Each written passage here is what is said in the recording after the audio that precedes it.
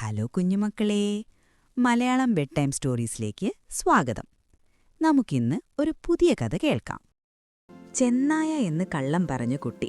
പണ്ടൊരിക്കൽ ശാന്തമായ ഒരു ഉച്ചതിരിഞ്ഞ് ടോം എന്ന ഇടയബാലൻ തന്റെ ആടുകളെ മേച്ചുകൊണ്ടിരിക്കുമ്പോൾ അവനൊരു കുസൃതി തോന്നി. ടോം പെട്ടെന്ന് ചാടി എഴുന്നേറ്റ് ഉറക്കെ വിളിച്ചു പറഞ്ഞു, ചെന്നായ, ചെന്നായ, രക്ഷിക്കണേ. എന്നാൽ ടോം അവരെ പറ്റിക്കാൻ വേണ്ടി ഒരു കളി കളിച്ചതാണെന്ന് ഗ്രാമവാസികൾക്കറിയില്ലായിരുന്നു. കുറച്ച് ദിവസങ്ങൾക്ക് ശേഷം യഥാർത്ഥത്തിൽ ഒരു ചെന്നായ അവിടെ വന്നു. പിന്നെ എന്താണ് സംഭവിച്ചതെന്ന് നമുക്ക് നോക്കാം.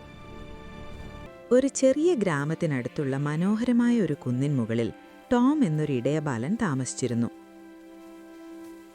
എല്ലാ ദിവസവും രാവിലെ ടോം ഗ്രാമത്തിലെ ആടുകളെ പച്ച പുല്ല് മേയാൻ കൊണ്ടുപോകുമായിരുന്നു. ടോം കാവൽ നിൽക്കുമ്പോൾ ആടുകൾ സന്തോഷത്തോടെ പുല്ല് തിന്നു. തണലുള്ള ഒരു മരച്ചുവട്ടിലിരുന്ന് ആകാശത്തുകൂടി ഒഴുകി നടക്കുന്ന മേഘങ്ങളെ നോക്കാൻ അവന് വലിയ ഇഷ്ടമായിരുന്നു. ആദ്യമൊക്കെ ടോമിന് ഈ ജോലി വളരെ ഇഷ്ടമായിരുന്നു. എന്നാൽ കുറച്ചു ദിവസങ്ങൾ കഴിഞ്ഞപ്പോൾ ഈ ശാന്തമായ കുന്നിൻ മുകളിൽ അവന് വലിയ ബോറടി തോന്നി തുടങ്ങി. ആടുകൾ ദിവസം മുഴുവൻ പുല്ല് തിന്നുകയല്ലാതെ അവിടെ രസകരമായി ഒന്നും ഉണ്ടായിരുന്നില്ല. അങ്ങനെയിരിക്കെ ഒരു ദിവസം ടോമിനൊരു കുസൃതി തോന്നി. ഇന്നത്തെ ദിവസം രസകരമാക്കാൻ എനിക്കൊരു സൂത്രമറിയാം, അവൻ ചിരിച്ചുകൊണ്ട് പതുക്കെ പറഞ്ഞു.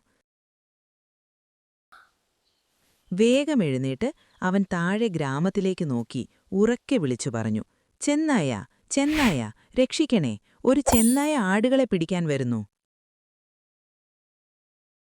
താഴെ ഗ്രാമത്തിലുള്ള കർഷകർ ടോമിന്റെ പേടിച്ചുള്ള നിലവിളി കേട്ടു. അവർ വേഗത്തിൽ വടികളും ആയുധങ്ങളും എടുത്ത് കുന്നിൻ മുകളിലേക്ക് ഓടിവന്നു. കിതച്ചുകൊണ്ട് കുന്നിൻ മുകളിലെത്തിയ അവർ ചെന്നായയെ അന്വേഷിച്ചു. പക്ഷേ അവിടെ എങ്ങും ഒരു ചെന്നായ ഉണ്ടായിരുന്നില്ല. പെട്ടെന്ന് ടോം പൊട്ടിച്ചിരിച്ചുകൊണ്ട് പറഞ്ഞു, ഇവിടെ ചെന്നായൊന്നുമില്ല, നിങ്ങൾ ഓടി വരുന്നത് കാണാൻ വേണ്ടി ഞാൻ വെറുതെ പറഞ്ഞതാണ്. ഇതുകേട്ട് ഗ്രാമവാസികൾക്ക് വലിയ ദേഷ്യം വന്നു. ഇത് തമാശയായി കാണാൻ കഴിയില്ല ടോം, ഒരു കർഷകൻ ദേഷ്യത്തോടെ പറഞ്ഞു. അപകടം വന്നാൽ ഒരിക്കലും കള്ളം പറയരുത് എന്ന് മുന്നറിയിപ്പ് നൽകി അവർ തിരിച്ചുപോയി. പിറ്റേ ദിവസവും ടോമിന് പതിവ് പോലെ വലിയ ബോറടി തോന്നിത്തുടങ്ങി. ഈ ശാന്തമായ മലമുകളിൽ വെച്ച് വീണ്ടും അവരെ ഒന്ന് പറ്റിച്ചാലോ എന്നവൻ ചിന്തിച്ചു.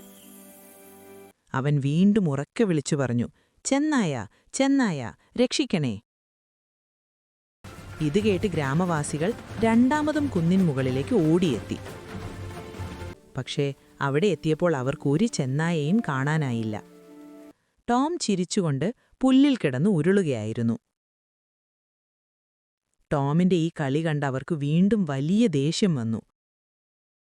ബുദ്ധിമതിയായ ഒരു വയസ്സായ അമ്മ ടോമിനോട് പറഞ്ഞു, നീ ഇങ്ങനെ കള്ളം പറഞ്ഞാൽ നാളെ നീ സത്യം പറഞ്ഞാലും ആരും നിന്നെ വിശ്വസിക്കില്ല.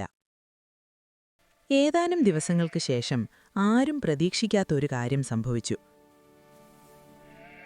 ഇരുണ്ട കാട്ടിൽ നിന്നും പതുക്കെ ഒരു വലിയ ചെന്നായ അവിടേക്ക് വന്നു.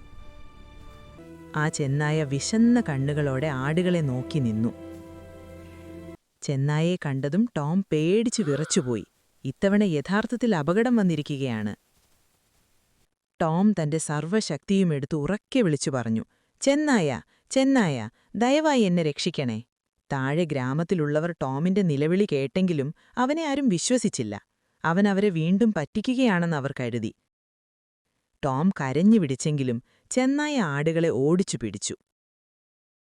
വൈകുന്നേരമായപ്പോഴേക്കും ചെന്നായ കാട്ടിലേക്ക് തിരിച്ചുപോയി.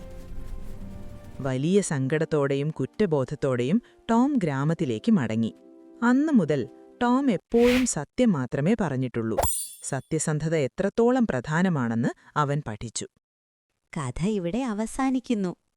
നല്ല സ്വപ്നങ്ങൾ കാണും. വീണ്ടും കാണാം മലയാളം ബെഡ് ടൈം സ്റ്റോറീസിൽ.